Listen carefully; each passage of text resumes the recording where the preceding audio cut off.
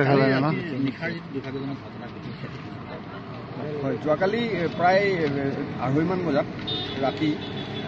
লেবাৰে কিছু কাম কৰি থকা অৱস্থাত শ্ৰমিকে কাম কৰি থকা অৱস্থাত এটা ষ্ট্ৰাকচাৰ পৰি পেলাই দুজন লোক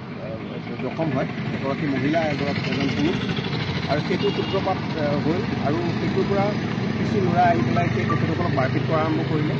ইয়াত যিটো কণ্ট্ৰল ৰুম আৰক্ষীৰ আছিলে কণ্ট্ৰল ৰুমত গম পাই পেলাই সেই লেবাৰকেইজনক তাৰ পৰা নি পেলাই কণ্ট্ৰল ৰুমত ৰাখিলে আৰু ইনজিঅ'ৰ্ড কেইজনকো নিয়া হ'ল এনে অৱস্থাতে প্ৰায় 1000-1500 মান মানুহ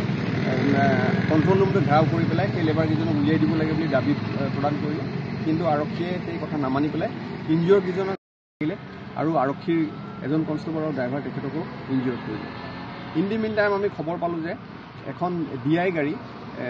টাৰলাংচুৰ যিটো মূল ৰাস্তা জ্বলাইছে গতিকে লগে লগে ফায়াৰ ব্ৰিগেডক খবৰ দিয়া হ'ল আৰু ফায়াৰ ব্ৰিগেড আহি পেলাই গাড়ীখন নুমোৱাৰ পিছত সেই ফায়াৰ ব্ৰিগেডখনতো আকৌ শিলগুটি মৰা আৰম্ভ কৰিলে আমি গম পালোঁ আৰু তাৰপিছত আমি কিছু পাৰ্চু কৰাৰ পিছত যেতিয়া আমি যথেষ্ট চেষ্টা কৰিলোঁ কৰাৰ পিছতো যেতিয়া দেখিছোঁ তেখেতসকলে পাত্ৰ কণ্টিনিউৱাছলি মাৰি আছে তাৰপিছত ঠিক ৰাতিপুৱা ফাৰ্ষ্ট লাইটত আমি মাইল্ড লাঠি চাৰ্জ কৰি আমি ডিছপাৰ্চ কৰিব লগা হ'ল ক্ৰাউডটো আৰু ব্লেংক ফায়াৰো 2 ৰাউণ্ডমান কৰিব লগা হ'ল তেনেকৈ আহত কেইজন ইনজিঅ' হৈছে আৰক্ষীৰ এতিয়ালৈকে সবিশেষ সম্পূৰ্ণ 5-6জনমান মানুহ আমাৰ ইতিমধ্যে ইনজিঅ'ৰ হৈছে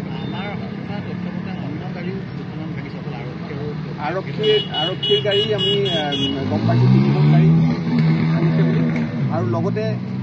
আমি এতিয়া শুনিছোঁ যে পাব্লিকৰো গাড়ী 2 এখন ভাঙিছে বুলি কিন্তু এতিয়ালৈকে আমাৰ ওচৰত ৰিপৰ্ট অহা নাই